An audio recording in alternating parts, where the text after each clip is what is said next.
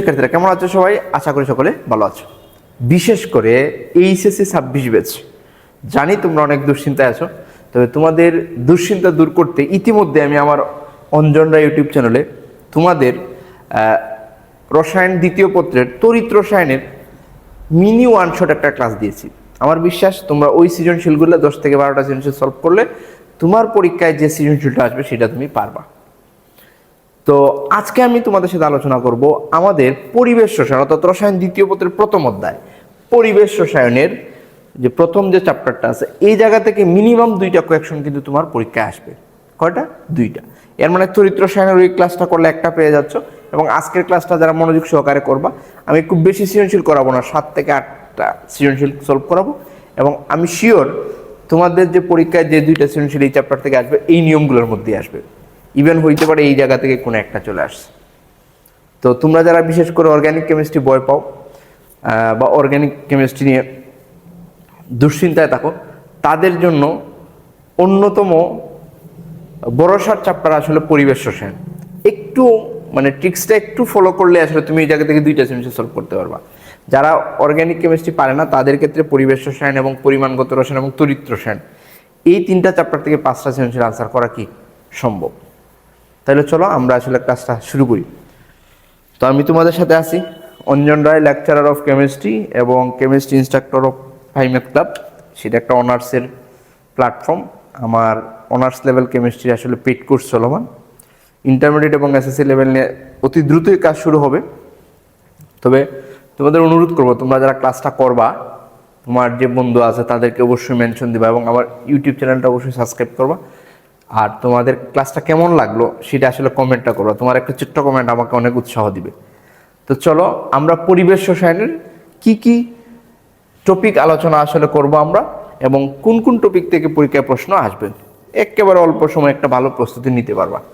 চলো, আসলে এই পরিবেশ রসায়নে আমার দৃষ্টিতে, আমার সেই 12-14 বছরের শিক্ষকতার অভিজ্ঞতা থেকে আমি দেখছি, তোমার জন্য পরিবেশ রসায়ন থেকে 2টা প্রশ্ন আসবে। এর মধ্যে একটা প্রশ্ন আসলে হয় কি জানো, যারা গাণিতিক সমস্যা একটু কম পারো, আছে না তোমাদের মধ্যে অনেকেই দেখবা গাণিতিক সমস্যাটা পারতেছে না সে ভালো বইরা, তবে এই চ্যাপ্টার গাণিতিক সমস্যাগুলো অত্যন্ত সহজ। তাদের জন্য লেখচিত্র সংবলিত একটা কোয়েকশন আসবে। দেখবা তুমি যদি বোর্ডের প্রশ্নগুলো একটু বের করো, তুমি নিজে নিজে দেখতে পারবা। বোর্ডের প্রশ্নগুলো বের করলে দেখবা যে লেখচিত্র টাইপের একটা প্রশ্ন আসছে। লেখচিত্র যে বাস্তব গ্যাস এবং বাস্তব গ্যাসের আদর্শ আচরণ থেকে বিচ্যুতির কারণ, ঠিক আছে, ওই টাইপের লেখচিত্র সংবলিত একটা আসবে। আর একটা হলো অম্লক্ষারক, যে লুইস কারক, অম্লক্ষারক মতবাদ। আচ্ছা, অর্থাৎ এই 2টা পয়েন্ট থেকে তুমি একটা সৃজনশীল অবশ্যই আশা করতে পারো। কি বলছি বলো তো, যে তোমার পরিবেশ রসায়নে তুমি দেখবা, তুমি একটু নিজে নিজেই বুঝতে পারো তোমার কমনটা, আমাকে বলতে হবে না। তুমি দেখবা অধিকাংশ সৃজনশীল এরকম, মানে প্রত্যেক বোর্ডে যদি 2টা সৃজনশীল আছে, একটা সৃজনশীল 90% ক্ষেত্রে দেখবা এরকম। তুমি নিজেই তোমার কমনটা বুঝতে পারবা, আমাকে বলতে হবে না। এই যে এরকম একটা রেখা দিছে, দিয়া এই যে এরকম দিয়ে দিছে, দিয়ে এই দিয়ে দিছে, এই মনে করো এ, এরকম বি। দেখো তো তুমি বোর্ডের প্রশ্নগুলো বের করে দেখবা এরকম একটা চিত্র আছে কিনা। তো এই যে এই টাইপের একটা সৃজনশীল তুমি আশা করতেই পারো তোমার জন্য পরীক্ষা, অর্থাৎ লেখচিত্র সংবলিত। হ্যাঁ, এই লেখচিত্র সংবলিত থেকে আসলে কয়টা নিয়মের সৃজনশীল আসে, এই যে তুমি লেখচিত্র দেখলেই বুঝবা, মনে করবা যে ওইটাই তুমি যেটা শিখছো ওইটা না। এই চিত্র থেকে 3টা নিয়মের প্রশ্ন আসতে পারে। কয়টা নিয়ম? 3টা। আমি যদি তোমাকে একটু নিয়মটা বলি স্যার, আমি আসলে সারসংক্ষেপটা আলোচনা করব, এই চ্যাপ্টারের সারসংক্ষেপটা তোমাকে এই জায়গায় আলোচনা করে দিব। ওকে, এই জায়গায় কি হবে জানো, তোমাকে একটা প্রশ্ন, যে লেখচিত্র সংবলিত যে 3টা নিয়ম আসবে, কয়টা নিয়ম? 3টা। এই যে আমি বলছি যে এই 2টা টপিক থেকে তুমি একটা সৃজনশীল পরীক্ষায় পাবা। এর মধ্যে লেখচিত্র আসলেই তুমি মনে করবা যে এই জায়গায় 3টা নিয়মের মধ্যে যে কোনো একটা আসবে। প্রথম নিয়মটা আসলে কি, এরকম তোমাকে দিয়ে বলবে স্যার 1 নাম্বার কোয়েকশনটা কি হইতে পারে দেখো, তোমাকে দিয়ে বলবে যে আমরা জানি এই যে এ, এটা হলো আদর্শ গ্যাসের রেখা। আদর্শ গ্যাস, আদর্শ গ্যাস কাকে বলে? ওই যে সকল গ্যাস পিভি সমান এনআরটি সমীকরণ মেনে চলে। কি কোন সমীকরণ? পিভি সমান এনআরটি সমীকরণটা মেনে চলে। এখন তোমাকে প্রথমেই যে প্রশ্নটা করবে বেশিরভাগ ক্ষেত্রেই, যে বি গ্যাসটি এ এর মতো নয় কেন? এ এর মতো নয় কেন? বা এটা বিচ্যুতি দেখায় কেন? অথবা বলবে যে বি এর লেখচিত্রটি এ এর মতো নয় কেন? অথবা বির গ্যাসটি এ গ্যাসের মতো আচরণ করে না কেন? এর মানে কি যে বি গ্যাসটা কি হচ্ছে আদর্শ আচরণ থেকে বিচ্যুতি দেখাইছে এইটা। এখন এই প্রশ্ন উত্তর আমি কিভাবে হবে সেটা আমি তোমাকে বলবো। একটা প্রশ্ন। 2 নম্বর প্রশ্ন হবে, 2 নম্বর খেয়াল করে সবাই, এই 2 নম্বর প্রশ্নটা হবে কি, এই জায়গায় দেখবা কিছু মান দেয়া আছে, বুঝছো? গাণিতিক সমস্যা এরকম লেখচিত্র না দিয়ে কিছু ডাটা দিয়ে দিতে পারে। 2টা পাত্র দিবে, পাত্রের মধ্যে চাপ দিবে, আয়তন দিবে। 2 নাম্বারটা আসবে গাণিতিকভাবে বিশ্লেষণ করো, যে বি রেখাটার কিছু তথ্য দিয়ে দিল, এ দিল, যে বি রেখাটি এর মতো হলো না কেন? গাণিতিকভাবে বিশ্লেষণ করো। অর্থাৎ গাণিতিকভাবে বিশ্লেষণ করা, কি করা?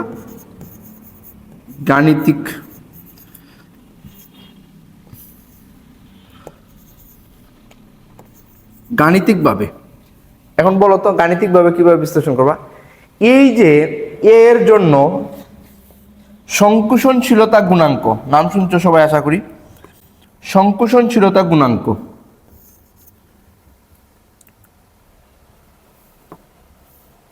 হ্যাঁ, সংকোচনশীলতা গুণাঙ্ক নাম শুনছো, জেড।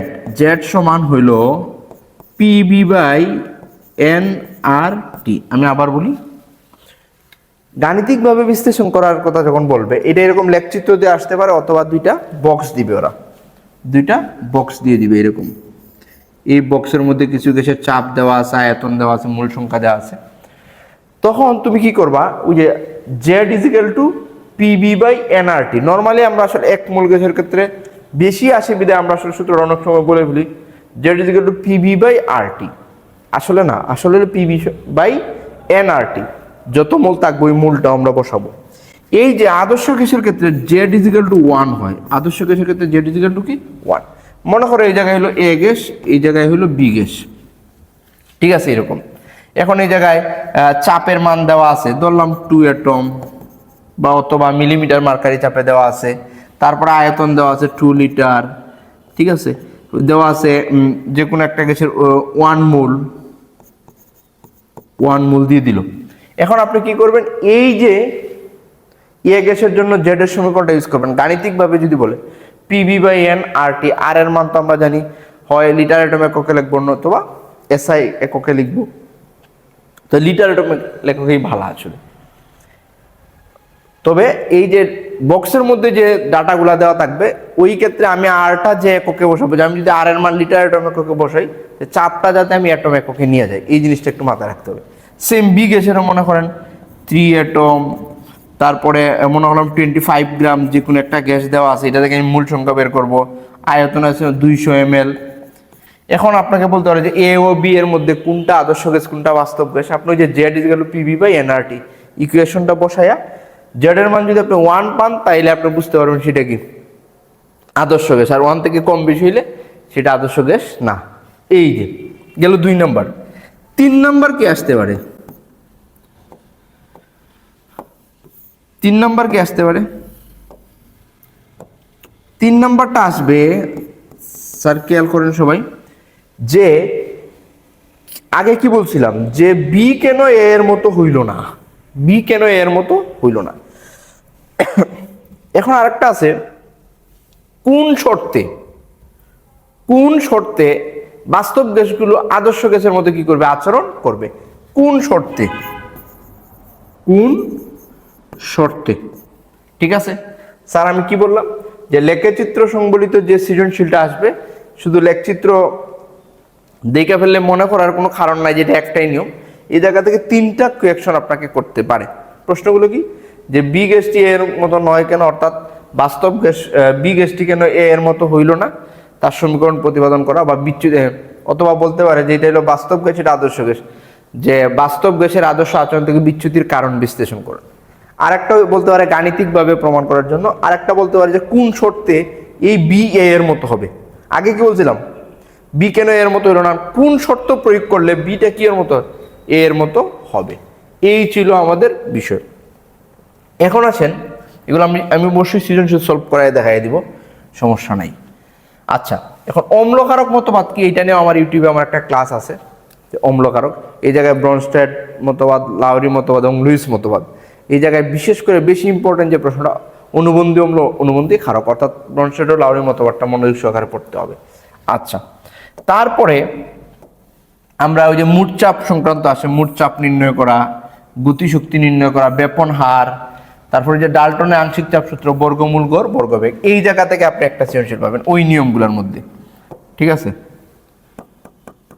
বিশেষ করে মোট চাপ, গতিশক্তি আসে আর মোট চাপটা বেশি আসে, আর ব্যাপন হার, কোনটার ব্যাপন হার বেশি, কোনটার ব্যাপন হার কম, এই 3 পয়েন্ট থেকে, অর্থাৎ এই জায়গা থেকে আসলে আপনি একটা 2টা সৃজনশীল পাইতে পারেন। তারপরে যে বিওডি, সিওডি, মুলার গ্যাস ধ্রুবক, গ্যাস সূত্র সময় যে বয়েল, চার্লস এবং এইগুলা সম্পর্কে আমাদের একটু ধারণা থাকতে হবে। আমি মোটামুটি কি বুঝাইতে পারছি যে আমাদের যে 2টা সৃজনশীল পরীক্ষা আসবে, এর মধ্যে একটা আসতে পারে লেখচিত্র এবং অম্লক্ষারক থেকে, একটা আসবে কনফার্ম, আর বাকি একটা আসবে এই লাইন থেকে। এই জায়গায় ওই যে মোট চাপ নির্ণয়ের সমীকরণ বেশিরভাগ ক্ষেত্রে আপনি সৃজনশীল খুললেই দেখতে পারবেন যে পিবি সমান কি এন আর টি। এই তো আমার কি, এটা আদর্শ গ্যাসের সমীকরণ। ঠিক আছে, আদর্শ গ্যাসের সমীকরণ। এখন এই আদর্শ গ্যাসের সমীকরণ থেকে ব্যাপন হারের ক্ষেত্রে 2টা জিনিস মনে রাখবেন। একটা হলো, যদি বলে যে ব্যাপন হার কার বেশি তুলনা করো, তখন গ্রাহামের ব্যাপন সূত্র দিতে হবে, অথবা কিছু 2টা বক্সে কিছু ডাটা দিয়ে দিছে, তখন আপনি কি করলেন, যেটা আণবিক ভর বের করে ফেললেন, যার আণবিক ভর কম তার ব্যাপন হার কি বেশি। তারপরে মোট চাপ নির্ণয়ের যে ইকুয়েশনটা আছে, মোট চাপ নির্ণয়ের কি আছে, পিবি সমান P1 B1 plus P2 B2, এই জায়গা থেকে মোট চাপ বের করলেন। তারপরে কি আছে, গতিশক্তি 3/2 nRT, গতিশক্তি ইকে দ্বারা যদি আমি প্রকাশ করি, এটা হলো n মোল গ্যাসের ক্ষেত্রে, 1 মোল গ্যাসের ক্ষেত্রে হইলে 3/2 NaRT। ঠিক আছে, আমি যদি 1 মোল গ্যাসের ক্ষেত্রে বলি, একটি অণুর ক্ষেত্রেও আছে, এগুলো আমি অঙ্ক করানোর সময় আমি আপনাদের দেখাবো। এই হইল আসলে আমার পরিবেশ রসায়নের শর্টকাট, যদি আমি বলতে চাই যে এই টপিকগুলো থেকে প্রশ্ন আসবে। তাহলে চলো আমরা এখন প্রশ্নগুলো একটু দেখি। আচ্ছা, আমরা যদি পরিবেশ রসায়নের ঢাকা বোর্ড 2023-এ যে সৃজনশীলটা আসছে, এটা যদি আমরা একটু দেখি, তাহলে আমি কি বলছিলাম যে আমাদের 2টা সৃজনশীলের মধ্যে একটা প্রায় তোমরা লেখচিত্র সম্পর্কিত পাবা।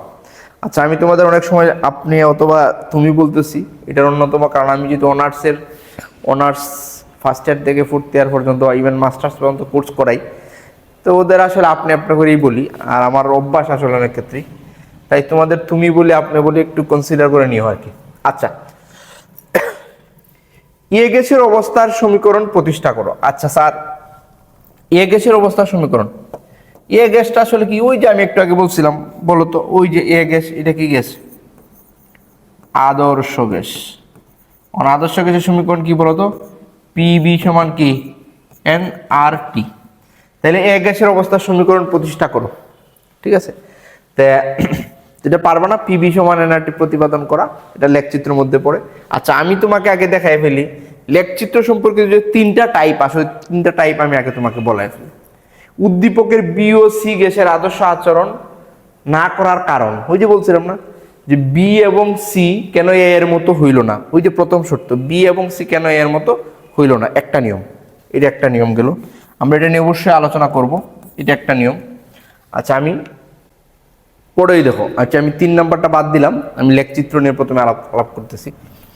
উদ্দীপকের আর ও কিউ গ্যাস দ্বয়ের মধ্যে গ্রাফচিত্র ভিন্ন হওয়ার কারণ যুক্তি সহকারে বিশ্লেষণ করো। ওকে, এইটা ওই যে একটু আগে যেটা করছে ঠিক সেম, যে আর এরকম হইলো কেন, কিউ এরকম হলো কেন, যে আদর্শ আচরণ থেকে বাস্তব গ্যাসের বিচ্যুতির কারণ, সেম 1 নম্বর নিয়মের মধ্যে পড়ছে।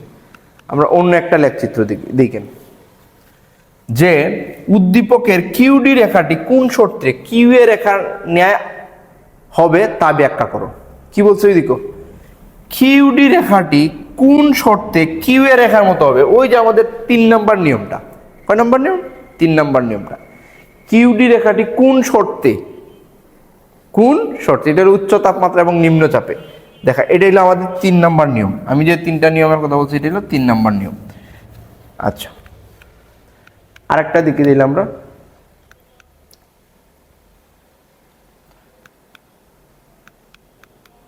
লেখচিত্র আছে কিনা, আরেকটা আছে জেড এর মান নির্ণয় সংক্রান্ত।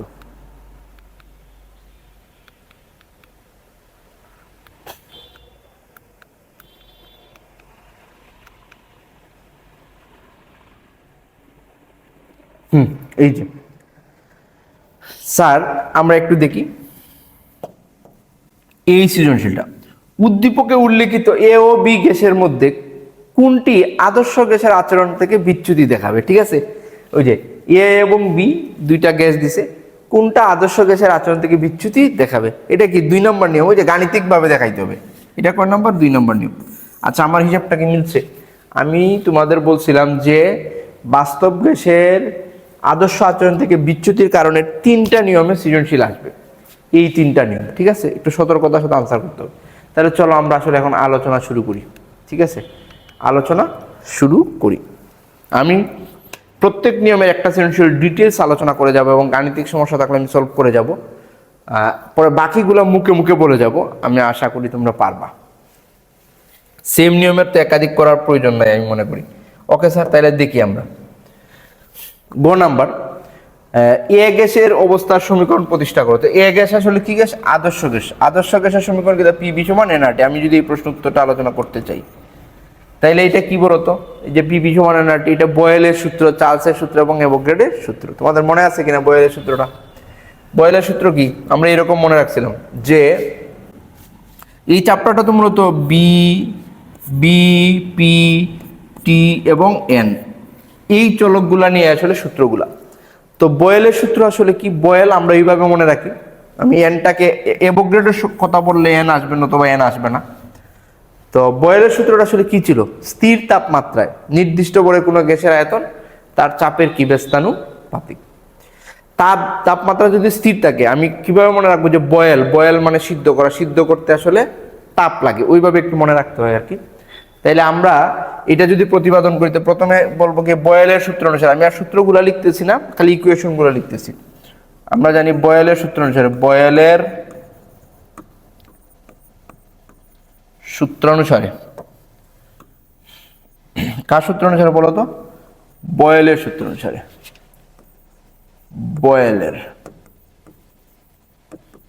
বয়েলের সূত্র অনুসারে আমরা কি জানি? ইকুয়েশনটা কি? বি সমানুপাতিক 1/p। আমরা এই জায়গায় লিখবো যখন টি স্থির, টি স্থির। তুমি চাইলে এন এর কথাও লিখতে পারতা যে টি এবং এন স্থির। এখন আমার এই সূত্রটা আসলে কি ছিল? স্থির তাপমাত্রায় নির্দিষ্ট করে কোনো গ্যাসের আয়তন তার চাপের ব্যস্তানুপাতিক। আমরা মনে করো ফু দিয়ে একটা বেলুন ফুলাইলাম, অতটুকু বড় হয়েছে, এখন আস্তে আস্তে আমি বেলুনটাকে আমার আঙ্গুলের মধ্যে পেঁচাইতে থাকলাম, কি হইলো? আমি চাপ বাড়াইতেছি, বেলুনের আয়তন কমবে না? একসময় বিস্ফোরণ ঘটবে। এই যে চাপ বাড়াইলে আয়তন কমবে, এটাই ব্যস্তানুপাতিক সম্পর্ক ছিল। এই যে এটা মনে করো আমরা 1 নাম্বার ইকুয়েশন, বয়েলের সূত্র। তারপর আমরা কি লিখবো? চার্লসের সূত্র অনুসারে। কি? চার্লসের সূত্রানুসারে আমরা কি জানি বলতো? চার্লস মানে চাপ, চাপ স্থির, চাপ স্থির। যেটা স্থির থাকবে ওইটা আমার ইকুয়েশনের মধ্যে থাকবে না। কি বলতো? স্থির চাপে নির্দিষ্ট করে কোনো গ্যাসের আয়তন তার তাপমাত্রার পরম তাপমাত্রার সমানুপাতিক। অর্থাৎ কে স্থির? চাপ স্থির। চাপ কি? স্থির, অর্থাৎ পি স্থির। আমি বলছিলাম কি, যে আমি নির্দিষ্ট বরের যেহেতু বলে ফেলছি, এই জায়গায় এন না দিলেও হবে। নির্দিষ্ট বর বলতে আসলে আমরা বুঝাই এন কনস্ট্যান্ট। তাহলে কি বলবা? স্থির চাপে নির্দিষ্ট করে কোনো গ্যাসের আয়তন তার পরম তাপমাত্রার সমানুপাতিক। কোনো গ্যাসের তাপমাত্রা বাড়াইলে আয়তন বাড়বে, তাপমাত্রা কমাইলে আয়তন কি? কমবে। এটা তো আমরা জানি। এই যে আচ্ছা, বয়েলের সূত্র আছে, চার্লসের সূত্র আছে, এখন এলো কি অ্যাভোগাড্রোর সূত্র। কি দা? অ্যাভোগাড্রোর সূত্র। অ্যাভোগাড্রোর সূত্রটা কি বলতো? পারবা? এটা কি ছিল? স্থির তাপমাত্রা ও চাপে, এখন দুইটা স্থির থাকবে, এই যে চাপ ও স্থির তাপমাত্রা। স্থির তাপমাত্রা ও চাপে নির্দিষ্ট করে কোনো গ্যাসের আয়তন তার মূল সংখ্যার সমানুপাতিক। তো কোনো গ্যাসের মূল সংখ্যা যদি বেশি হয় তার আয়তন বেশি হবে, মূল সংখ্যা কম হলে আয়তন কি হবে? কম হবে, অর্থাৎ বি সমানুপাতিক এন। এই জায়গায় কি বলতো? পি এবং টি কি স্থির? এই সমীকরণ ছিল আমার 3। এই আদর্শ গ্যাসের সমীকরণটা তো আসছেই তো বয়েল, চার্লস এবং অ্যাভোগাড্রো থেকে। এখন এই 3টা সমীকরণ হতে আমি যদি বলি 1, 2 ও 3 হতে পাই, 1, 2 ও 3 হতে পাই, কি পাই? অনুপাতের সূত্র অনুসারে বি সমানুপাতিক এন টি থাকবে উপরে, এন টি উপরে, আর নিচে হবে কি? পি। ওই যে পিটা নিচের আর এন এবং টি কি উপরে, বা বি সমান সমান K N T by P. K হইল কি? সমানুপাতিক ধ্রুবক, এটাকে আমরা মুলার গ্যাসের ধ্রুবক। এখন দেখা গেছে এই কে এর মান 1 মোল গ্যাসের সকল গ্যাসের ক্ষেত্রে এর মান কি হয়? সমান। তাই কেটাকে আমরা আর দ্বারা কি করতে পারি? প্রতিস্থাপন করতে পারি। তাহলে বি সমান সমান আর এন টি বাই পি। আমি যদি কোনাকুনি গুণ দিয়ে দিই, পি বি সমান এন আর টি। এই জায়গায় আর হইল মুলার গ্যাস ধ্রুবক, এটাকে সার্বজনীন গ্যাস ধ্রুবক বলা হয়, মুলার গ্যাস ধ্রুবক। গ্যাস ধ্রুবক এর বিভিন্ন মান আছে, বিশেষ করে এসআই একক এবং লিটার এটম এককের মানটা আমরা বিভিন্ন ক্ষেত্রে ব্যবহার করি। এই হইল আদর্শ গ্যাসের কি সমীকরণ। বলো তো এই প্রশ্ন উত্তর পারবা কিনা? এখন প্রশ্নটা হচ্ছে, স্যার আমার পরীক্ষার খাতায় আসলে আমি কিভাবে লিখবো? এ গ্যাসের অবস্থার সমীকরণ প্রতিষ্ঠা করো। তুমি এই জায়গায় আগে সূত্রটা বিবৃতি করবা যে স্থির তাপমাত্রায় নির্দিষ্ট করে কোনো গ্যাসের আয়তন তার চাপের ব্যস্তানুপাতিক বি সমানুপাতিক 1/p দিয়ে ইকুয়েশনটা রাখলা। আবার চার্লসের সূত্র অনুসারে স্থির চাপে নির্দিষ্ট করে গ্যাসের আয়তন তার পরম তাপমাত্রা সমানুপাতিক, অর্থাৎ বি সমানুপাতিক টি। পরে দিলা 2 নম্বর সমীকরণ। আবার স্থির তাপমাত্রা চাপে নির্দিষ্ট করে কোনো গ্যাসের আয়তন তার মূল সংখ্যার কি সমানুপাতিক? অ্যাভোগাড্রোর সূত্র অনুসারে 1, 2, 3 হতে পাই, পিবি সমান এনআরটি। তারপরে কে এর পরিবর্তে আর লিখবো আমরা কিভাবে? যে এক মূল গ্যাসের ক্ষেত্রে এই ধ্রুবকের মান কি হয়? সমান হয়, তাই এটাকে সার্বজনীন গ্যাস ধ্রুবক বা মুলার গ্যাস ধ্রুবকও বলে। এই ছিল স্যার আমাদের 3 নম্বর। আশা করি আমরা এটা প্রশ্ন উত্তর পারবো। ঠিক আছে, পারবো না? ওকে, তাহলে আমরা এই অংশটা কি মুছা যায় না? মুছে ফেলি। আচ্ছা, তোমরা একটা স্ক্রিনশট নিয়ে নিবা। আর তোমাদের কাজ আসলে ওই প্যাটার্নটা গাইড বই থেকে এই প্রশ্ন উত্তরটা একবার দেখে ফেলাবো, ঠিক আছে? অথবা যে পাঞ্জেরির অক্ষরপত্র বইয়ে এগুলোর ব্যাখ্যা সুন্দর করে দেওয়া আছে। আচ্ছা, উদ্দীপকের বি ও সি গ্যাসের আদর্শ আচরণ না করার কারণ সমীকরণ সহ বিশ্লেষণ করো। ইয়েস, চলো, এর মানে কি আদর্শ গ্যাস এবং বাস্তব গ্যাস? আমরা জানি এই যে আদর্শ গ্যাস এবং বাস্তব গ্যাস এগুলা কোথা থেকে আসছে বলো তো? গ্যাসের গতিতত্ত্বের,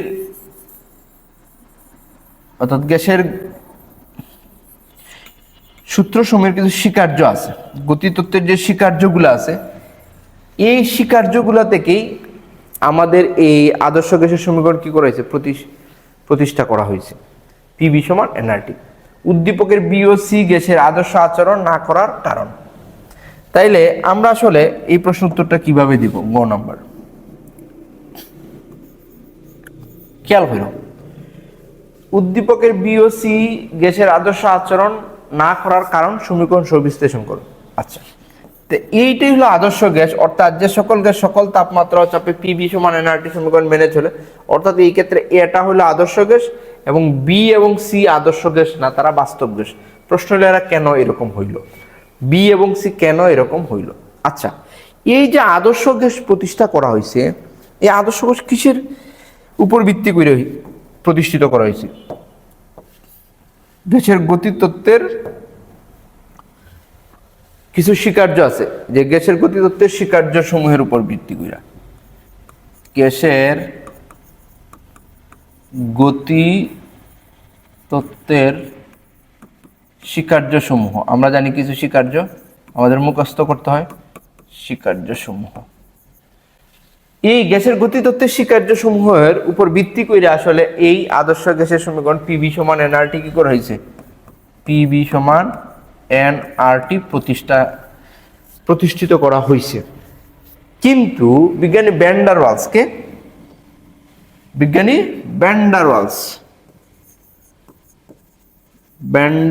ওয়ালস উনি এই যে বিজ্ঞানী ভ্যান ডার ওয়ালস কি করছেন, আদর্শ গ্যাস নিয়ে কাজ করতে দেখেন যে কিছু কিছু গ্যাস আদর্শ গ্যাসের মতো আচরণ করে না। প্রশ্ন হলো কেন করে না? গ্যাসের গতিতত্ত্বের স্বীকার্য দুইটা ত্রুটি পাওয়া গেছে। কয়টা ত্রুটি? দুইটা ত্রুটি। এই যে প্রশ্ন উত্তরটা আমি আসলে ওই দুইটা ত্রুটির পয়েন্ট দিয়ে লিখব। প্রথম ত্রুটিটা যে এখন এই প্রশ্ন উত্তর আমরা কিভাবে লিখব, উদ্দীপকের বি ও সি গ্যাসের আদর্শ আচরণ না করার কারণ। তো বলবো যে বি এবং সি গ্যাস আদর্শ আচরণ না করার কারণ হইল এই যে আদর্শ গ্যাসের সমীকরণ পিভি সমান এনআরটি প্রতিষ্ঠিত করা হয়েছে গ্যাসের গতিতত্ত্বের স্বীকার্যের উপর ভিত্তি করে। এই গ্যাসের গতিতত্ত্বের স্বীকার্যের দুইটা ত্রুটি আছে। কি কি ত্রুটি? একটা হলো চাপ ত্রুটি, একটা হলো কি চাপ ত্রুটি, আর একটা হলো আয়তন ত্রুটি। একটা হলো চাপ ত্রুটি আর একটা কি আয়তন ত্রুটি। ঠিক আছে। উদ্দীপকের বি ও সি গ্যাসের আদর্শ আচরণ না করার কারণ হইল এই বি এবং সি গ্যাসের আদর্শ আচরণ না করার দুইটা কারণ গ্যাসের গতিতত্ত্বের স্বীকার্য দুইটা ত্রুটি ছিল, একটা হলো চাপ ত্রুটি আর একটা কি আয়তন ত্রুটি। বিজ্ঞানী ভ্যান ডার ওয়ালস এই সমীকরণটাকে সংশোধন কইরা যে সমীকরণটা উনি উপস্থাপন করছেন সেই সমীকরণটা কি বলতো, P plus N square A by B square মানে বি মাইনাস এন বি সমান এন আর টি। কথাটা একটা সবাই খেয়াল করো যে আদর্শ গ্যাসের সমীকরণ তো পিভি সমান এন আর টি। এখন ভ্যান ডার ওয়ালসে এই বিষয় নিয়ে কাজ করতে দেখা গেল যে এদের মধ্যে গ্যাসের গতিতত্ত্বের স্বীকার্য দুইটা ত্রুটি আছে। এখন ত্রুটিগুলো কি চাপ ত্রুটি এবং আয়তন ত্রুটি। এখন তোমার জানার ইচ্ছা রাখতেছে যে গ্যাসের গতিতত্ত্বের স্বীকার্যগুলো আসলে কি বলছে। গ্যাসের গতিতত্ত্বের একটা স্বীকার্য বলছে গ্যাসের মধ্যে যে অণুগুলা থাকে, কি থাকে অণুগুলা, এই অণুগুলা মধ্যে আকর্ষণ বল নাই বললেই চলে। কি কইছে? গ্যাসের অণুসমূহ মুক্তভাবে চলাচল করে, তাদের মধ্যে আকর্ষণ বল নাই বললেই চলে। এই যে মূল বিষয়টা, তাদের মধ্যে আকর্ষণ বল নাই বললেই চলে। অর্থাৎ গ্যাসের গতিতত্ত্বের স্বীকার্য কইছে কি যে গ্যাস আধারের যে এই যে অণু, মনে করো এটার মধ্যে যে গ্যাস আছে, হ্যাঁ বলছে যে গ্যাসের অণুসমূহের মধ্যে আকর্ষণ বল নাই বললেই চলে। ওনারা কি করছে, এই আকর্ষণ বলটাকে অগ্রাহ্য করছে। কি করছে? আকর্ষণ বলটাকে অগ্রাহ্য করছে। পরে বলছে যে গ্যাসের অণুগুলো যে ছুটাছুটি করলে পাত্রের দেয়ালের গায়ে যে চাপ দেয় সেইটাই আসলে কি গ্যাসের চাপ বিষয়। এই জন্য তারা গ্যাসের চাপ কি ধরছিল, পি ধরছিল। আমি আবার বলি যে গ্যাসের গতিতত্ত্বের স্বীকার্যের একটা স্বীকার্য বলছে যে গ্যাসের অণুগুলো এমন মুক্তভাবে চলাচল করে তাদের মধ্যে আকর্ষণ বল নাই বললেই চলে। তাই গ্যাসের অণুসমূহ মুক্তভাবে চলাচল করে যে চাপ দেয় সেইটাই আসলে গ্যাসের চাপ পি। এটা গ্যাসের চাপ কি পি। কিন্তু বিজ্ঞানী ভ্যান ডার ওয়ালস বলতেছে যে গ্যাসের অণুসমূহের মধ্যে আকর্ষণ বল নাই, এই কথাটার সাথে আসলে একমত হওয়া যাচ্ছে না। প্রশ্ন হলো কেন না? আচ্ছা, গ্যাসের অণুগুলারে তুমি যদি টেম্পারেচার কমাও, কি করো, টেম্পারেচার কমাও অথবা চাপ বাড়াও, তো দেখবা যে গ্যাসের অণুগুলোর টেম্পারেচার কমাইলে আস্তে আস্তে এটা তরলে পরিণত হয়ে যাবে, আরো কমাইলে এটা কি হয়ে যাবে, কঠিনও হয়ে যাবে। মনে করো এই যে গ্যাসের অণুগুলো জলীয় বাষ্পরে কি হয়, টেম্পারেচার কমাইলে পানি হয়ে যাবে, পানিরে আরো ঠান্ডা করলে কি বরফ হয়ে যাবে। তো এই গ্যাস, এই পাত্রের মধ্যে যে গ্যাসীয় অণুগুলো আছে ফর জলীয় বাষ্পই মনে করো, তো এই জায়গায় জলীয় বাষ্পর অণুগুলার মধ্যে আকর্ষণ বল চিন্তা করা হয়েছে যে নাই। কিন্তু আকর্ষণ বল যদি না থাকতো তো জলীয় বাষ্পটা কি তরল হইতো, তরল থেকে কি কঠিন হইতো? উত্তর হইল না, উত্তর হইল না। এর মানে কি তাদের মধ্যে আকর্ষণ বল আছে। ভ্যান ডার ওয়ালস বলছে যে এই যে অণুগুলা তাদের মধ্যে কি আছে, আকর্ষণ বল আছে। এটার প্রমাণ আমরা কিভাবে পাই, যে গ্যাসীয় অণুগুলাকে যদি আমি তরল এবং কঠিনে নিই তখন তো এই যে তাদের মধ্যে আকর্ষণ বলের কারণে তো এই জিনিসটা ঘটতেছে। তাই উনি বলতেছে যে এই যে চাপটা আমরা পি ধরছি, এই সমীকরণে যে চাপ পি ধরা হয়েছে এটা পুরোপুরি পি হবে না, এই জায়গায় হবে কারণ এই যে একটা অণু যখন এই দেয়ালে চাপ দিতে যাবে তখন তার সাথে তার একটা কি আছে, আকর্ষণ বল আছে, অভ্যন্তরীণ কি আছে, আকর্ষণ বল আছে। এটাকে বলে আমরা আন্তঃআণবিক শক্তি। উনি পরীক্ষা করে দেখছেন বিভিন্নভাবে যে আন্তঃআণবিক শক্তির ইয়েটা হইলো কি, মানটা হইলো n square A by B square. কথাটা কি বুঝছি, n square A by B square. এ হইলো ভ্যান ডার ওয়ালস ধ্রুবক। আচ্ছা আমি ওই দিকে আর যাচ্ছি না, এটা গ্যাসের প্রকৃতির উপর নির্ভর করে এ এবং বি। আমার প্রশ্ন আনসারের আলোকে যা প্রয়োজন আমি তাই আলোচনা করতেছি। উনি বলছে যে না, এই যে আমরা যে আদর্শ গ্যাসের সমীকরণে যে আমরা পি বি সমান কি ধরছি, এন আর টি, উনি বলছে যে না, এই চাপটা খালি চাপ হবে না, এই চাপের সাথে আন্তঃআণবিক শক্তি যোগ করা লাগবে। আন্তঃআণবিক, উনি তো প্রমাণ করছে যে আন্তঃআণবিক শক্তি আছে। এই আন্তঃআণবিক শক্তির মানটা হলো কি, N square A by B square. এই আন্তঃআণবিক শক্তির মান কি, এন স্কোয়ার এ বাই কি বি স্কোয়ার। এটা উনি প্রমাণ করছেন। এর মানে উনার মতে এই যে আদর্শ গ্যাসের সমীকরণটা সংশোধিত হইয়া চাপ পি এর পরিবর্তে কি হবে, P plus N square a P plus আন্তঃআণবিক শক্তি n square A by B square. বিষয়টা কি বুঝছি, এই যে চাপ ত্রুটি। তো বলবা যে এই বি এবং সি গ্যাস আদর্শ গ্যাসের মতো না হওয়ার অন্যতম কারণ ছিল চাপ ত্রুটি। এই চাপ ত্রুটির কারণে বিজ্ঞানী ভ্যান ডার ওয়ালস দেখছে যে অণুগুলোর মধ্যে, অণুগুলাকে গ্যাসীয় অবস্থা থেকে তরল বা কঠিন নিলে আমরা বুঝতে পারি যে তাদের মধ্যে আন্তঃআণবিক আকর্ষণ বল আছে। তাই তার চাপ পি হবে না, পি প্লাস আন্তঃআণবিক শক্তি হবে। অর্থাৎ ওই সংশোধিত রূপ হইল এইটা, গেল একটা ত্রুটি। অর্থাৎ এই সমীকরণের পি আর পি থাকবে না, এটা হয়ে যাবে কি, P plus N square A by B square. পরে আয়তন ত্রুটির ব্যাপারে উনি কি বলছেন, গ্যাসের গতিতত্ত্বের শিকার যে আরেকটা ত্রুটি ছিল, গ্যাসের গতিতত্ত্বের শিকার যে কি ছিল, আরেকটা ত্রুটি ছিল। প্রশ্ন হলো কি, ওনারা কি করছে, গ্যাসের অণুগুলার আয়তন অত্যন্ত নগণ্য ধরছে। গ্যাসের অণুসমূহের আয়তন অত্যন্ত নগণ্য ধরছে। নর্মালি তো আসলে গ্যাস আমরা দেখি না, তাই তাদের আয়তন কি ধরছে, নগণ্য ধরছে। পরে দেখো তো, আমরা যদি গ্যাসটাকে তরল বা কঠিনে নিয়ে যাই, মনে করো এই যে সব গ্যাস আছে এটাকে যদি আমরা কঠিনে নিয়ে যাই, মনে করো এই জায়গা একটা জায়গা তো দখল করবে না। আমি যদি এটাকে কঠিনে নিয়ে যাই, গ্যাস তো আর থাকলো না, তরল হইলো, তরল থেকে কঠিন, সে তো একটা জায়গা দখল করবে না? একটা নির্দিষ্ট পরিমাণ জায়গা তো দখল করবে কঠিন অবস্থায় গেলে। আচ্ছা, তাইলে কি তার আয়তন, ওই যে গ্যাসের আয়তন যে আমরা বি ধরি, কথাটা কি সত্যি? তার তো একটু আয়তন বাদ দেওয়া লাগবে। গ্যাসের অণুগুলো একটা নির্দিষ্ট আয়তন আছে না? ওই ভ্যান ডার ওয়ালস বলছে যে না, প্রত্যেকটা গ্যাসের আয়তন যদি ইন্ডিভিজুয়াল আয়তন যদি বি হয়, মানে প্রত্যেকটা প্রত্যেকটা অণুর আয়তন যদি বি হয় এবং এন সংখ্যক অণু থাকে, তখন তার জন্য তার এই পাত্রে আয়তন ফাঁকা থাকবে B minus N B. B minus কি, এন বি। কথাটা একটু খেয়াল করো, যে গ্যাসের গতিতত্ত্বের শিকার যে কি করা হয়েছিল, যে এই পাত্রের আয়তনটাই গ্যাসীয় পদার্থের আয়তন ধরা হয়েছিল। কিন্তু ভ্যান ডার ওয়ালস কি বললো, যে আমি যদি এই গ্যাসীয়টাকে তরল বা কঠিনে নিয়ে যাই, তখন তো একটা আয়তন থাকে, সেই আয়তনটাকে তো আমরা অস্বীকার করতে পারি না। মনে করি এই প্রতিটা অণুর আয়তন বি, এটার মধ্যে এন সংখ্যক অণু আছে, তাইলে তার আয়তন কি হবে, এন বি। অর্থাৎ তার জন্য যে আয়তনটা আমাকে ধরতে হবে গ্যাসীয় পদার্থের জন্য মুক্ত আয়তন B minus N B, B minus N B. এই যে ভ্যান ডার ওয়ালসের সংশোধিত সমীকরণ হবে কি, এই যে পিবি সমান এনআরটির পরিবর্তে, অর্থাৎ পিবি সমান এনআরটি কে সংশোধিত করে কি করতে হবে, P plus N square A by B square B minus N B সমান এন আর টি। এই যে উদ্দীপকের বি ও সি গ্যাসের আদর্শ আচরণ না করার সমীকরণ সমূহ বিশ্লেষণ, না করার কারণ সমীকরণ সমূহ বিশ্লেষণ করো। এই যে সমীকরণ, তুমি বলবা যে ওই যে বি এবং সি আদর্শ গ্যাসের মতো আচরণ করছে না দুইটা ত্রুটির কারণে। এই দুইটা ত্রুটি কি, একটা হলো চাপ ত্রুটি, একটা আয়তন ত্রুটি। তুমি অক্ষরপত্র বই বা পাঞ্জেরি গাইড বই বা যে কোনো বইয়ে আছে, দেখলে দেখবা এরকম চাপ ত্রুটি এবং আয়তন ত্রুটিতে এই ইকুয়েশনটা দিছে।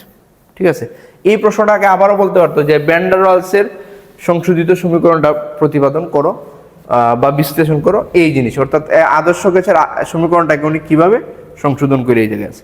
আচ্ছা স্যার, আর একটা জিনিস আমি তোমাকে বলে রাখি, এই যে সমীকরণটা হইলো ভ্যান ডার ওয়ালসের, অর্থাৎ সংশোধিত বাস্তব গ্যাস সমূহ আদর্শ আচরণ থেকে বিচ্যুতির কারণ। এখন তোমাকে এই প্রশ্নটা কিন্তু কি করতে পারে, অনেক ক্ষেত্রে বলতে পারে যে এই সমীকরণ যে ফর এক্সাম্পল দেখো, মনে করো 88 কার্বন ডাইঅক্সাইড, 88 গ্রাম কার্বন ডাইঅক্সাইড গ্যাসের জন্য 2 মার্কের প্রশ্ন, গ্যাসের জন্য ভ্যান ডার ওয়ালস সমীকরণটি লিখো। ভ্যান ডার ওয়ালস সমীকরণটি লিখো। সমীকরণটি লিখো। এই যে 88 গ্রাম, তা আমরা জানি কি 44 গ্রাম সমান 1 মোল, 44 গ্রাম কার্বন ডাইঅক্সাইড সমান কয় মোল, 1 মোল। তখন 88 গ্রাম সমান কত হবে, 2 মোল হবে। 88 গ্রাম সমান কত হলে, 88 গ্রাম সমান কি হবে, 2 মোল। ওই যে এন এর মান 2 বসাই দিলে কি হবে, P plus 2 square A by B square, পরে কি হবে বি মাইনাস 2b সমান সমান 2RT। এই হইল সমীকরণ। ঠিক আছে, এই যে 4 বসাই দিবা। এরকম যে কোনো একটা গ্রাম দিয়ে বলতে পারে যে ভ্যান ডার ওয়ালস সমীকরণটা লিখো। আশা করি আমরা এই প্রশ্নটা বুঝতে পারছি। আচ্ছা, তাহলে চলো পরেরটা। আমি লেখচিত্র ইয়েটা বলি যে উদ্দীপকের আর ও কিউ গ্যাস দ্বয়ের গ্রাফ চিত্র ভিন্ন হওয়ার কারণ যুক্তি সহকারে বিশ্লেষণ করো। ওই যে কোন কারণটা বলো তো, আমি গ নাম্বার, ম্যাথটা একটু পরে করাচ্ছি, আমি আগে গ নাম্বার বলতেছি। ঘ বলতো উদ্দীপকের আর ও কিউ গ্যাস দ্বয়ের গ্রাফ চিত্র ভিন্ন হওয়ার কারণ যুক্তি সহকারে বিশ্লেষণ করো। তো কারণ বিশ্লেষণ যুক্তি সহকারে, এই জায়গায় গাণিতিক সমস্যা তো বলে নাই, ওইটাই যে আর হইলো আদর্শ গ্যাস আর কি হইলো বাস্তব গ্যাস। এই আদর্শ গ্যাস বাস্তব গ্যাস সমূহ অর্থাৎ কিউ গ্যাসটা বাস্তব গ্যাসের আদর্শ গ্যাসের মতো আচরণ না করার কারণ হইলো দুইটা। একটা কি একটা হলো চাপ ত্রুটি, আর একটা কি আয়তন ত্রুটি। সেম টু সেম, এই যে আগে যেরকম আমি আলোচনা করছিলাম সেম টু সেম আলোচনা করবা। যে বলবা গ্যাসের গতিতত্ত্বে শিকার যে দুইটা ত্রুটি ছিল, একটা চাপ ত্রুটি এবং একটা আয়তন ত্রুটি। তো চাপ ত্রুটিটা গ্যাসের গতিতত্ত্বে একটি শিকার যে বলা হয় যে গ্যাসের অনুসমূহের মধ্যে আকর্ষণ বল নাই বললেই চলে, কিন্তু বিজ্ঞানী ভ্যান ডার ওয়ালস দেখেন যে আমি যদি গ্যাসীয় পদার্থকে তরল বা কঠিনে পরিণত করা যায়, সুতরাং তাদের মধ্যে কি আছে, আকর্ষণ বল আছে।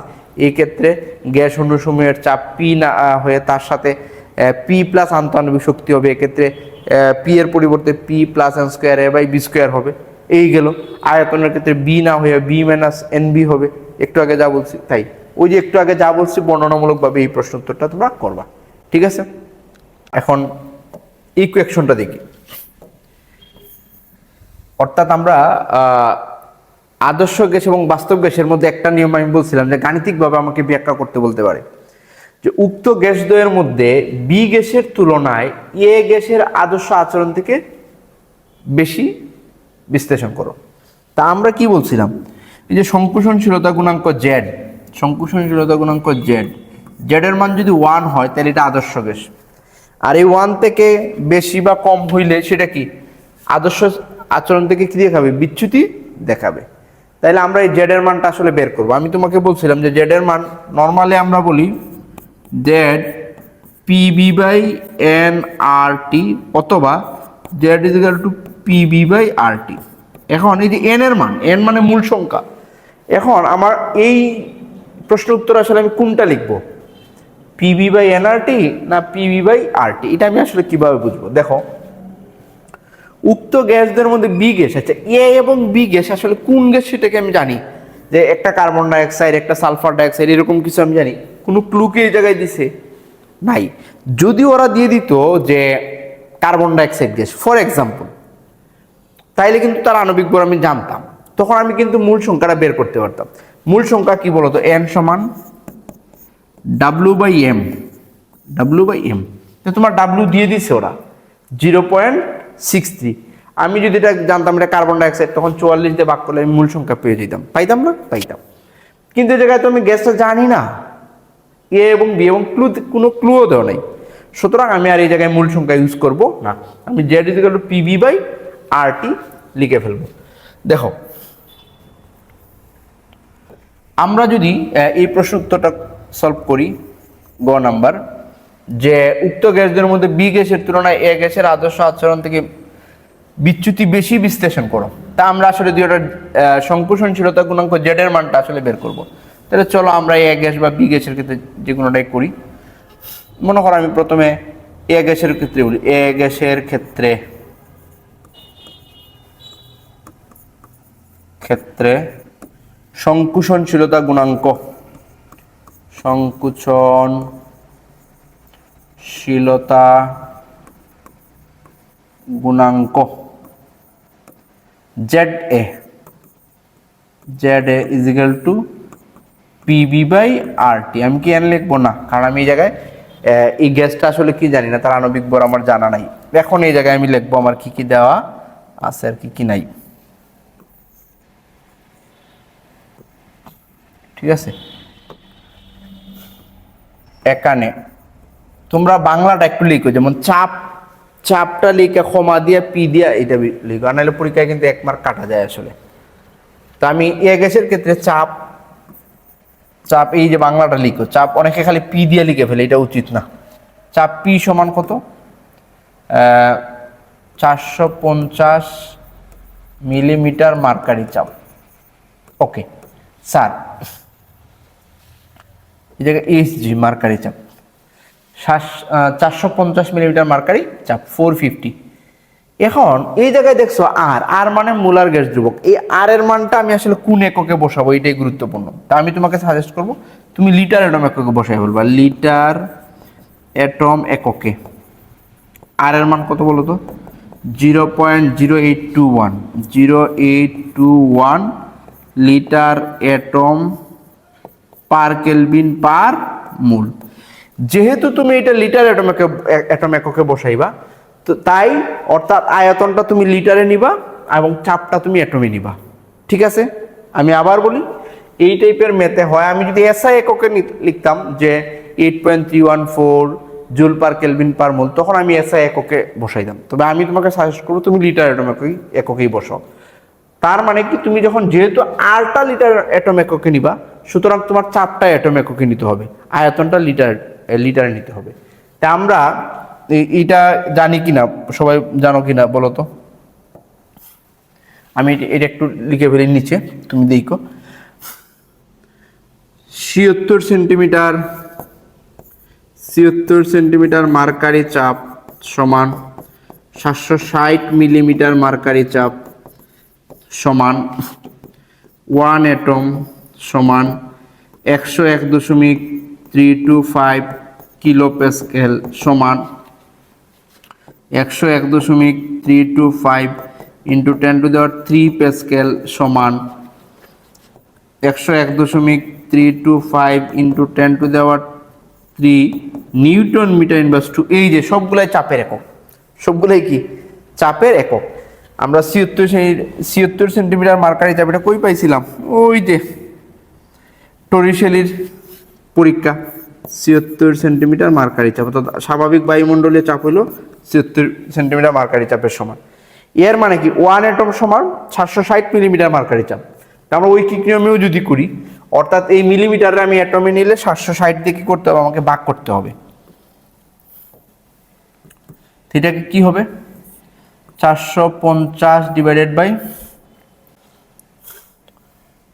760, এটা হয়ে যাবে অ্যাটম এককে। তাই আমি একটু ক্যালকুলেটর নিই।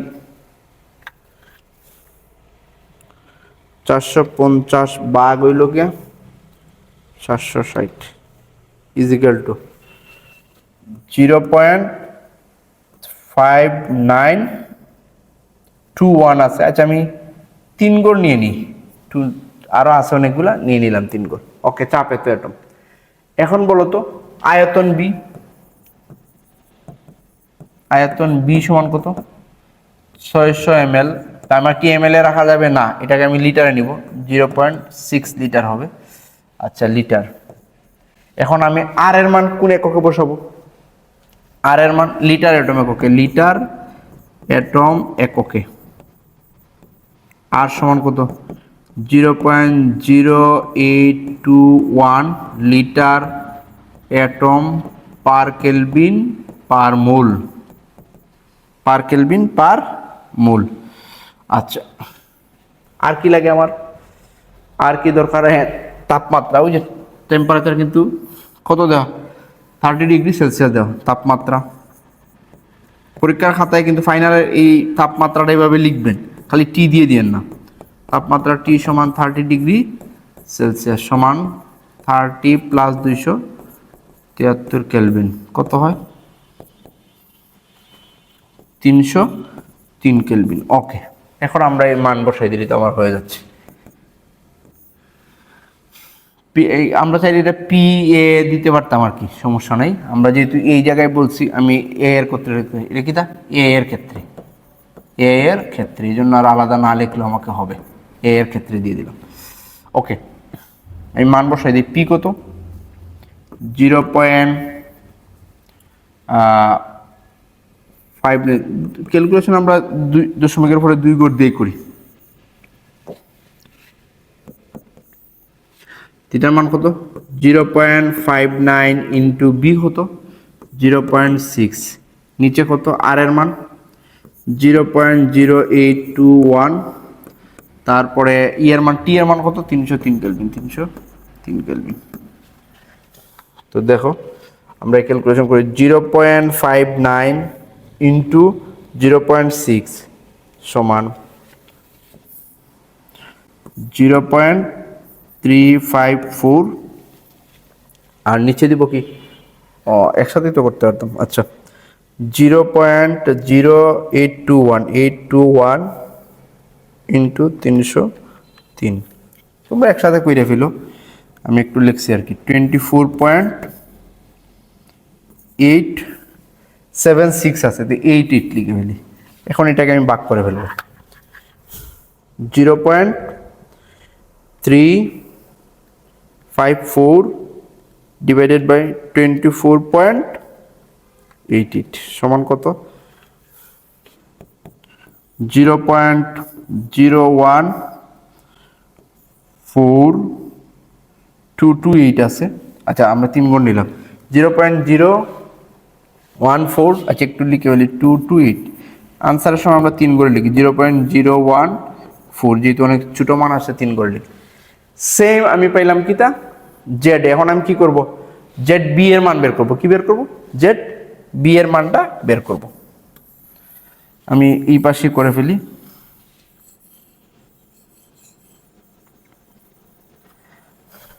এখন আমি শর্টকাট করে ফেললে হবে না, আমরা কি পারবো না? আচ্ছা, আমরা এই জায়গায় করে ফেলি, জেড বি এর মান শর্টকাট করে ফেলবো। তাইলে জেড বি আমরা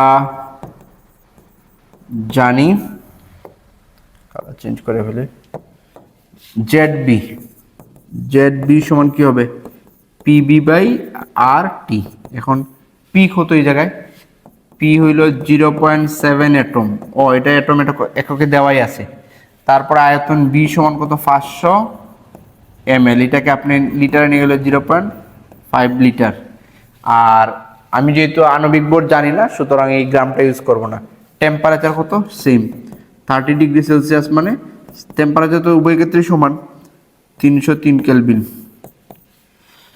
এই যে আমি মান বসাই দিব, 0.7, তারপরে 0.5, ও আর এর মান তো এই জায়গায় যেহেতু লিখছি, একই অঙ্ক না লিখলে হবে, 0.0821 লিটার অ্যাটম একক, আর এটা 303 kelvin, 303 kelvin.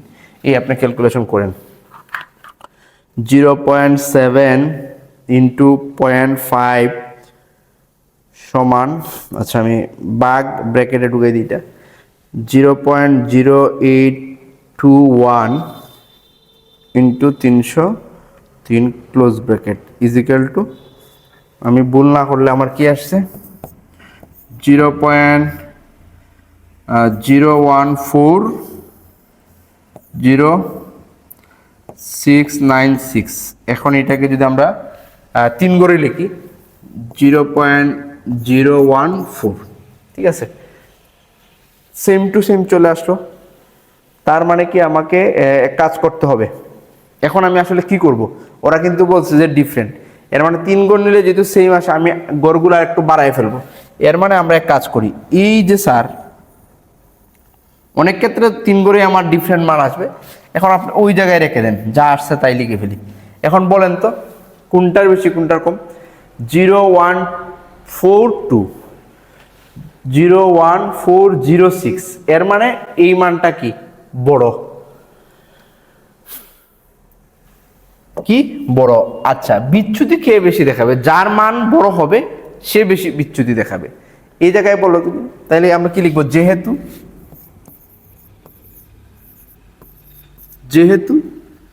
ZA is greater than ZB, ZA greater than ZB। আমরা কিন্তু 3 গড়ের ক্ষেত্রে মান সেম হয়ে গেছে, এই জন্য আমি পুরো মানটাই ধরে নেব, কারণ ওরা বলেই দিছে যে আমার কোনটাই হবে। ছোট মানের ক্ষেত্রে আমাকে একটু বেশি সংখ্যা ধরতেই হয়। এখন বলবো কি, যে উক্ত গ্যাসদের মধ্যে বি গ্যাসের তুলনায় এ গ্যাসের আদর্শ আচরণ থেকে বিচ্যুতি বেশি বিশ্লেষণ করো। এখন তুমি বলবা যে উভয় ক্ষেত্রে দেখা যায় সংকোচনশীলতা গুণাঙ্ক বের করে দেখা যায় জেড এর মানটা বেশি। আমরা জানি যার সংকোচনশীলতা গুণাঙ্কের মান বেশি হবে তার বিচ্যুতি কি হবে? বেশি হবে। তাই বি অপেক্ষা এর বিচ্যুতি কি হবে? বেশি হবে। আমি কি বিষয়টা বুঝাইতে পারছি? এখন এই টাইপের আসলে পারবো না, গাণিতিকভাবে যদি বলে আমরা জেড এর মান বের করে কি দেখাইয়া ফেলবো। এর মানে আমার ওই যে লেখচিত্র টাইপের দুইটা কিন্তু আমি পড়ায় ফেলছি। এখন আছে আরেকটা, আমি একসাথে আগে লেখচিত্র শেষ করব, পরে আমি অন্য প্রবলেমে যাব। এখন আসো, এই যে আরেকটা আমরা 3 নাম্বার আরেকটা নিয়ম যে বলছিলাম, গ নাম্বার দেখো তো, উদ্দীপকের কিউডি রেখাটি কোন শর্তে কিউ এর রেখার সমান হবে? কিউডি রেখা কোনটা? কিউডি রেখা এই যে স্যার, এই যে হলুদ লেখাটা, এই যে কিউডি, কোন সূত্রে কিউ এর মতো হবে? অর্থাৎ এটা বাস্তব গ্যাস, এটা কিভাবে আদর্শ গ্যাসের মতো আচরণ করবে? বাস্তব গ্যাস কিভাবে আদর্শ গ্যাসের মতো আচরণ করবে? ওকে স্যার, বাস্তব গ্যাসের জন্য ভ্যান ডার ওয়ালসের ইকুয়েশনটা কি ছিল বলো তো আমাকে?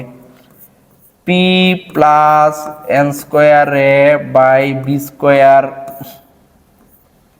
বি মাইনাস এন বি সমান এন আর টি। এইটা কিসের সমীকরণ বলো তো? বাস্তব গ্যাসের সমীকরণ। কিসের সমীকরণ? বাস্তব গ্যাসের সমীকরণ। বাস্তব গ্যাসের সমীকরণ।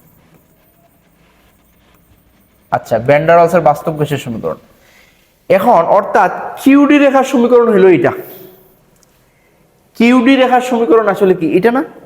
এখন উনি বলছে যে এই কিউডি রেখা কোন শর্তে কিউ এর মতো হইব, অর্থাৎ কোন শর্তে এই বাস্তবটা পিবি সমান এন আর টি এর মতো হবে। বিষয়টা কি বুঝাইতে পারছি আমি?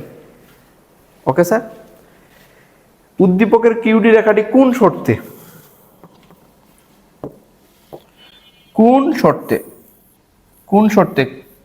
কিউ এর রেখার মতো হবে?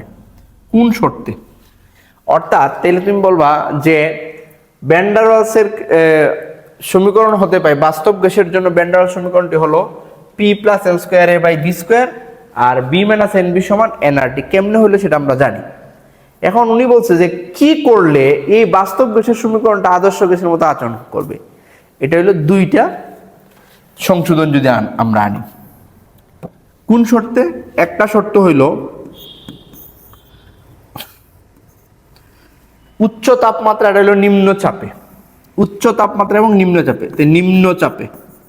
নিম্ন চাপে বিষয়টা একটু মনোযোগ সহকারে দেখতে হবে স্যার। নিম্ন চাপে কি হবে? তুমি এই ইকুয়েশনটা একটু ফলো করো। চাপ যখন কম হবে আয়তন তো বেশি হবে। বিষয়টা কি বুঝি? আচ্ছা, আমি একটা বেলুন ফুলাইলাম, মনে করো বেলুন, এই যে বেলুন, এই বেলুনের মধ্যে গ্যাস আছে, কি আছে? গ্যাস আছে।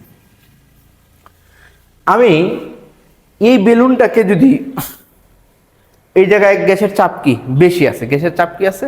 বেশি আছে। এখন আমি যদি এই বেলুনটাকে আর একটা বড় বেলুনের এই জায়গায় যে গ্যাস আছে এটা যদি আমি এই জায়গায় নিয়ে যাই, মানে একটা বড় বেলুনই নিয়ে গেলে চাপ কমবে, এই জায়গায় চাপ বেশি, এই জায়গায় কি চাপ কম। চাপ কম মানে কি আয়তন বেশি, চাপ কম হয়েছে মানে কি আয়তন বড় হয়েছে। স্যার একটু এই সমীকরণটার দিকে, নিম্ন চাপে ঘটনাটা আসলে কি ঘটবে? নিম্ন চাপে আমার আয়তন বেড়ে যাবে, আয়তন বাড়বে, আয়তন বেশি হবে। ওকে, নিম্ন চাপে আয়তন কি হবে? বেশি হবে। তখন আমরা তো চাচ্ছি যে এই জায়গাটা আবার এইভাবে কিভাবে হবে। আচ্ছা, আয়তন যদি বেশি হয়, আন্তঃআণবিক শক্তি তো একসময় অগ্রাহ্যই করা হয়েছিল না? এখন ভ্যান ডার ওয়ালস বের করছে যে না, এই জায়গায় আন্তঃআণবিক শক্তি আসলে আছে।